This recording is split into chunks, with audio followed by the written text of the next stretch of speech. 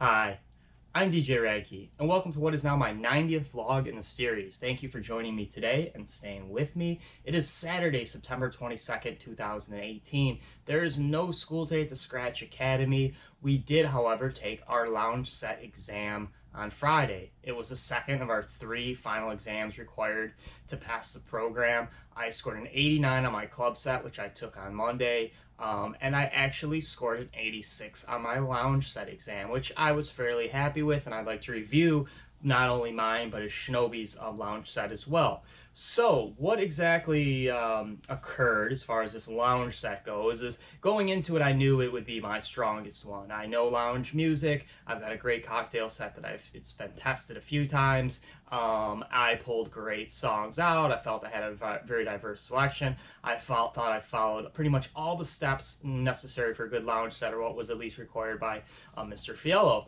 So I put it together and it was locked in. There was no last minute changes. I spent on Thursday probably 4 hours on the Academy, primarily on the lounge set, playing it on the equipment, which I thought I would be using the S9 at the teacher's stand.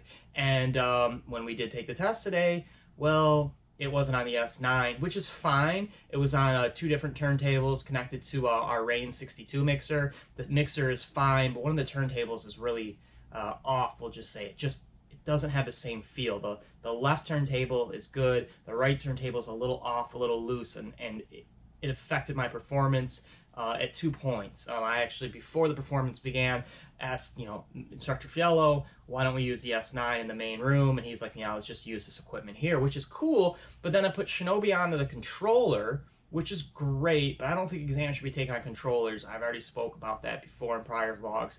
If a student doesn't want to take them on turntables, then they should have to take them on CDJs. And again, Shinobi would have took them on whatever. He would have scored amazing on whatever. I believe he got like a 98%, probably just a few points taken off for like lack of creativity or something, for something fairly trivial. But again, he put on a great set. But we'll do my set first, then we'll talk about Shinobi and kind of wrap up what was the second exam. So 15 minutes are required. I played for 19 minutes. I knew I'd be right around 16 minutes, so it was a little longer than I thought, which was cool. It was 16 songs, so if you do the math, it's almost a song a minute, which is pretty good, I feel, on turntables, which one was kind of shoddy on a fairly standard mixer. So I did get graded on 14 of the 16 songs, so which isn't bad. Last exam, there was a bunch of songs that didn't even get graded. I wasn't really sure how it was graded last exam. My last exam, which I scored an 89, I thought was kind of high. I thought it was kind of generous.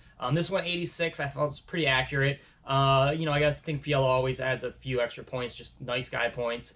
Realistically, yeah, it was a mid-80s exam. A couple major mistakes I thought I made. After listening back to the exam after I came home, they didn't sound as bad as I thought they were when I was actually doing them. To kind of nitpick the exam a little bit, there's 5 major categories. The first is beat matching. I scored a perfect score on that. Probably was a little generous. A couple of them definitely weren't beat matched correctly. I know one song in particular in the middle of the set I didn't beat match, which is like Fundamentals 101, but I was focused on something else. I thought they were beat matched. As I was about to drop the song, I looked up, I'm like, wow, they're 5 beats off. And that's a lot. That's a lot in music to be 5 beats off. You can get away with like 0.2, maybe 0.3, but 1 beat off, you can really tell. 5, you can really tell. But I quickly transitioned, didn't do what I had planned, but I think I saved the day. And scoring a perfect score in the beat matching, maybe Fiello thought that it was beat matched, but I was hoping he wasn't standing behind me because it was like 5 beats off. So that worked out good. I caught a break on that and got a perfect score. EQ and volume was standard. I made a couple little minor mistakes, but again, no major penalties there. My phrasing was pretty solid. I did have words over words a couple times. That was my fault. It goes back to a mistake I made on early. In my second and third songs, I wanted to set loops. I did set loops. Before the exam, right before the exam, I talked to Fiello, and he's like, do you have any questions? And like I said in past vlogs, as a student, you have the opportunity to review the exam with the professor before the exam. So I said, yeah, I don't need to go over the whole thing like I did last time, but I need in these particular areas, what do you think? Here's what I'm going to do. He went over it. He's like, yeah, that's exactly what you do. You did it right. Don't forget to loop. Don't forget to loop. Cool. I'm on it. We're on the same page. And what I forget to do, I forgot to loop it. Second song in, forgot to loop it. So that messed me up off the get, and I'm like, I don't want to get flustered. It's not that big of a deal, but don't forget to loop the third song. And what did I do? As I'm about to loop the third song, Fiello's like, hey, what happened with that last song? I'm thinking about answering his question and then miss another loop. But other than that, it was cool. Towards the end, I made a mistake, but it was a minor mistake, and it was right at the end. And after listening to it, it wasn't super noticeable. I would say about after listening to what was the 19-minute exam, I made 3 mistakes, I feel, where listening to the mix, I'm like, yep, that's obviously, I remember there's something wrong, where if somebody was listening to the mix who wasn't necessarily a trained DJ, and I say pick out the 3 times that mistakes were made, more than likely they could identify these, at least 2 out of the 3. But overall, again, satisfied with an 86, satisfied with the fact that I'm now, two of the 3 final exams have been completed and passed. The third comes next Wednesday, and that is the open format, which is, I think, I'll excel on. And I'm really looking forward to Shinobi's open format, because he's not an open format kind of guy. I cannot wait to hear of all the exams that Shinobi will be performing. I cannot wait to hear this open format, because he loves drum and bass. He loves that kind of music. I love early 90s hip-hop, even early 2000s hip-hop, rap. And it shows in my music. I can play EDM, of course. I can go throwback, I can go disco, but I love early 90s, especially rap and hip-hop. And that showed in my set today. The only comment, really, that Fiello made, he didn't write anything on the sheet. Normally, he writes a lot. Today, he didn't write much on mine. He did mention, he's like, yeah, I like the set. The songs are smooth. That was another thing Shinobi said, which was great. It was great to get that peer validation. And right when I finished, Shinobi looked up. He's like, that was smooth. So that was great. It was great to get that. It was going to be heavy Motown, but I'm just like, man, it's going to put Shinobi to sleep, and if Fiello's not feeling the Motown vibe, it's not going to be a great score. So I should stick to what I know he likes, which is, I know he likes 90s hip-hop. I like 90s hip-hop. Shinobi at least could mess with 90s hip-hop. He might not be a huge fan, but he knows it, as opposed to doing stuff from the 60s and 70s. So I think I picked the right battle, but Fiello mentioned, yeah, a little too much 90s hip-hop. It really wasn't. Basically, from like a period of 94 to 2004, I think I had like 6 songs. So like 1/3 of my my test was 90s to 2000 hip hop. So was it hip hop 90s heavy? Yes, but was it the whole set? No. I threw in some real old school stuff, some new stuff. Russ Wipe You Up, great song. I love that song, Russ Wipe You Up. Shout out the guys at the Reflections of a DJ podcast. We were talking about Russ one day, and I looked him up, and I found that song, and then I heard it. I'm like, this is a great lounge song, great love song. So I threw that in there, which was kind of cool. Frontin', I got a great Frontin' remix by Jay-Z and Pharrell, which I thought was the highlight of the lounge set. It worked perfect. It was like the ideal song. I loved it. So, that is, basically early 2000s hip-hop, but it worked. So happy with the score.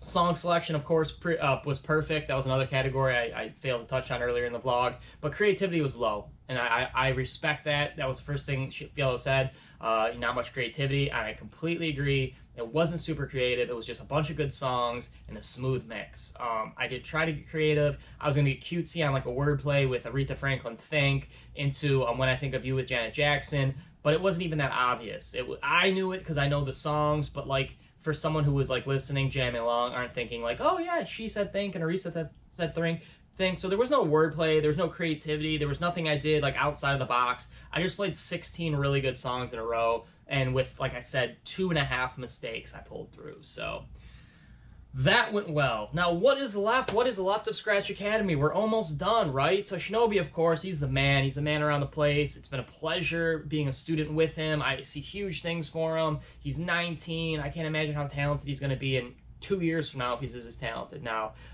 We do have 3 people coming up, 3 freshmen coming up in the accelerated program I've talked to. Hackno, who actually played Amsterdam, I've talked to him past vlogs about, and actually did a bar review. He played it on Wednesday night. I'm like, how'd it go? He's like, good. It was a long set, 7 hours. Ouch, 7 hours is a super long set.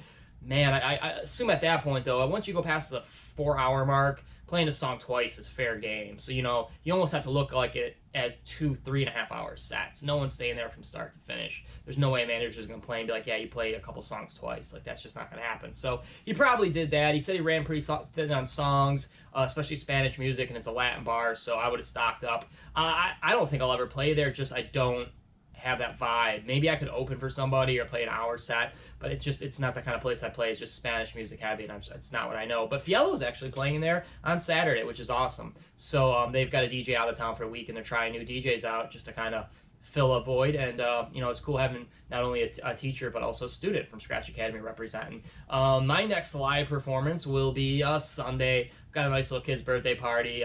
Easy set list, should be really fun. And then I have, of course, Wednesday at Tilted Kilt.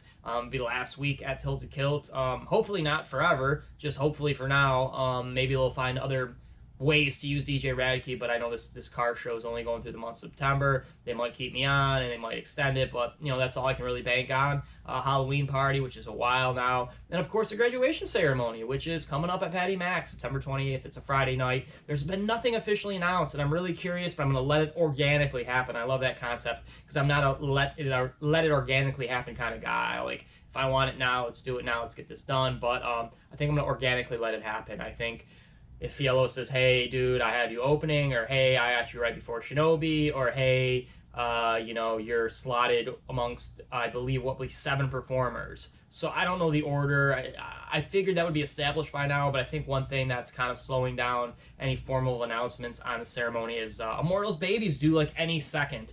So as of this vlog, he has not yet had his baby, but he's having it any second now, or should have it any second. Probably have the baby by Sunday. And then that'll probably be a super busy thing, obviously, in his life. So obviously the graduation ceremonies aren't big on his plate right now. But I'm curious to see where I'm slotted. I'm gonna have a couple different performances ready to roll. If I'm slotted early, I'll go with more of a loungy feel. If I'm slotted in the middle, more dancey. And if I'm one of the later slots, I'll do definitely more heavier, more up tempo. And again, if I open before Shinobi, I know what Shinobi plays, so I think me going before Shinobi would be a great combination. The rest of the people, honestly, I don't know where they're going to fall in the mix, but that would be awesome. That would be awesome if I'm the 7th performer and Shinobi's the 8th performer, or whoever it lines out. But hey, if I got to open, I open. I'm always happy to play. So with that being said, my gigs are always posted.